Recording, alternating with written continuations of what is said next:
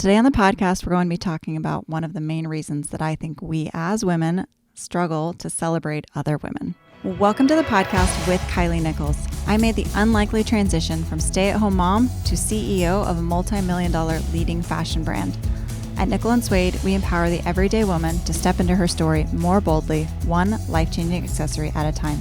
The goal of this podcast is to inspire you through both my story and the stories of other powerhouse women to take that first step towards living the best version of your life. So grab a notebook, grab a pen, and get ready to get started with Kylie Nichols. Hey everybody, happy Friday. Welcome back to the podcast. You are with Kylie Nichols and excited to have you back. Still March, still Women's History Month, and we're still talking about all things women.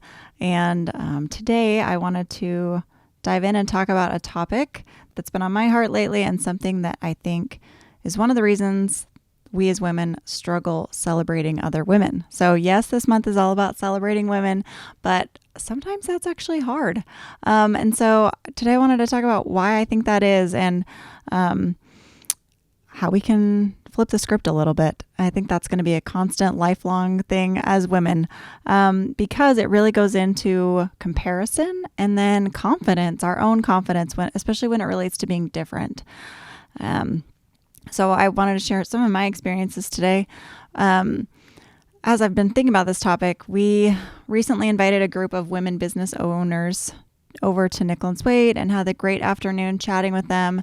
I was able to meet other local women business owners, and we talked about what we're doing well at, what we're celebrating, and what our challenges are. And it was so refreshing to be with a group of such like-minded women and women who really go through a lot of the same struggles and deal with kids and work and all the things. And that's awesome. We all need to have a group of people who really understand where we're at in life and have walked in our shoes and things. And I have, as in my position, don't get to have that very often, I feel like, because I'm working, because I'm busy, because I'm taking care of kids. And so it was super refreshing. But as my career has really taken form over the last few years, I've missed that. And I missed having that community of women that are like me. Before Nickel & Suede, I was a stay-at-home mom, very much did play dates and preschool at my house and all the crafts and things. And I still had my Etsy shops. I still did things on the side, but that was very much my world. And so my church family was my world, my kids' friends' moms, and that has been such a weird shift for me to move out of that and to go into the workforce and to not be around that anymore. But I still, I'm friends with them, and I still really, value those families and things. So the other day I was talking with a couple of those friends and haven't been able to spend as much time with them lately, but a couple of my friends stay-at-home moms, and they've been doing homeschooling this year with the pandemic, and they've been gardening, and they're getting ready to plant their blackberries and peonies and planning field trips during spring break and things like that. And I was so happy to hear about all the things they were doing, and they were super interested in asking about what I'm doing and how's work going and the stores and things like that. So it was such a kind and nice conversation. Love them. But when I got home, I could not shake this comparison feeling. I was feeling so down on myself after talking with them because as much as I really like hearing what they're doing, I was like, well, I'm not going to be planting a garden, and I don't have time to get blackberries and put them in the ground, and I'm never going to learn how to do that. And I don't have great lists and homeschooling things, and my kids are going to be home during spring break with a babysitter for most of the week. I just started to go down this spiral of, oh, I was supposed to be that, or that's better. There's something about that I'm not being. And it wasn't in any way like I don't like them and I don't like me. It was just okay, this is what it feels like. And I know a lot of women feel this way, where there's too many good things to do. And how do you do it all? So I talked it out with Soren, and he was like, that's hard. I really don't know what to tell you, which was honestly a really nice thing to hear, just very empathetic, yeah, that's tough. It didn't stick around for too long. And I wanted to tell that story because I feel like so many of us as women go through that, where we are busy in our day-to-day lives. We're doing our best. We're trying to just make it by, do the best that we can and make improvements and all that. And then we'll talk to somebody else, or we'll get on social media and we'll be like, oh, but I'm not doing that.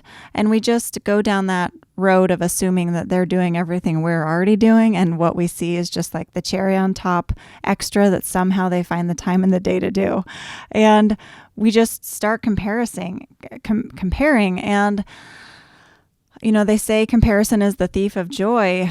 And I just really felt the difference with that this week, right? Like I was feeling proud of myself for a lot of good things and I was happy about it. But as soon as I started going down the track of comparing my life to their life, which is like apples and oranges right now, right? Like we have kids, we both care about a lot of of good things, but man, do we live out our day-to-day life in a different way. And as soon as I start thinking that should be the same thing and that we should all be getting all the apple and the orange in the whole day, then I start feeling bad about myself and I start feeling really ungrateful. And so I really was thinking comparison is the opposite of gratitude. It's really the opposite of being thankful for what you have and also being proud of yourself. It will ruin your circumstance no matter what your circumstance is. So if you're a working mom and you start comparing yourself to stay-at-home moms, you will feel so down about your life. And if you're a stay-at-home mom who starts comparing herself to a working mom, also no-win situation. If you aren't a mom and you start comparing yourself to the life that maybe another mom has, like all of it doesn't work. It never works. And it will always give you that wrong outward focus where you're focused on what they have and what you don't have, which like logically we all know is going to lead to unhappiness. So, what I want to challenge you on and encourage you on, because I don't think I'm the only one who struggles with this, and it's not going to go away anytime soon. There's an endless number of things that the enemy can put in our mind to have us compare ourselves to somebody else. Endless. And so I really want to challenge myself to start flipping that script whenever I start going down that pathway in my mind and just say, nope, not going to compare myself. I want to be happy for her. I want to celebrate her. I want to think that it's awesome she can do that. And it's awesome I'm doing what I'm doing. And there's no connection there. It's just, we're both awesome. So I want to start encouraging us as women, let's spread compliments around like confetti. Let's tell other women in our lives what we admire about them. I think there's so much magic in saying, I so admire that you do that. I am so impressed that you do that. And it really will lift the other person up and even prevent them from maybe sinking into comparison. So turning that outward focus to, as soon as you think somebody is awesome or doing something amazing, say it, put it out into the world, and then suddenly it's not about you anymore. So compliment them, compliment yourself.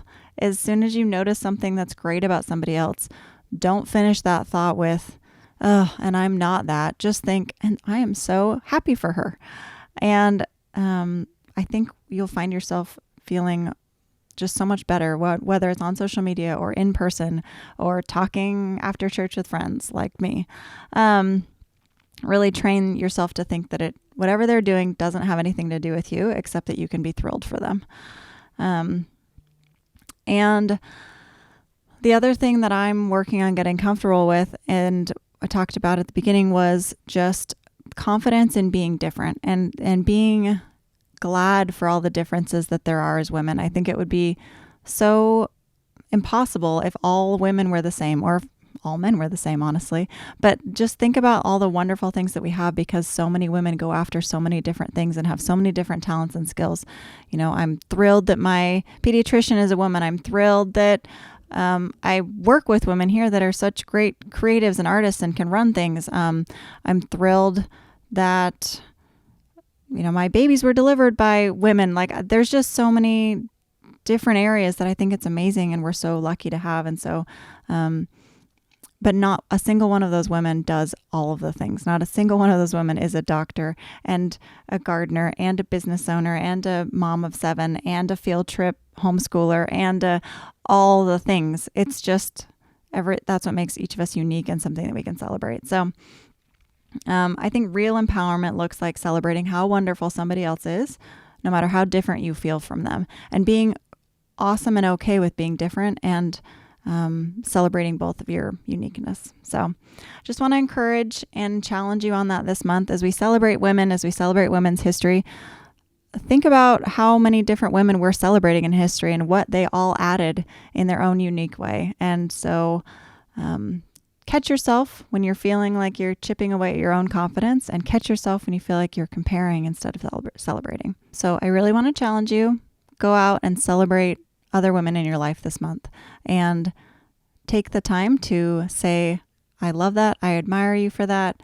You are so awesome, and really spread that celebration and empowering feeling throughout this month and throughout this year. So hope this gave you some good thoughts and helped you with some of your own experiences or circumstances, or maybe next time you'll catch yourself in a comparison trap and try to flip the script. So thanks so much, and I'll see you next time. Thanks for listening today to With Kylie Nichols. I hope that today you felt empowered to take one more step towards living the best version of you. Tune in next week for another episode, and in the meantime, you can find us elsewhere on the internet. You can find me on Instagram at Kylie Nichols and at Nickel and Suede. You can also find us at nickelandswade.com. Thanks so much, and I'll see you next time.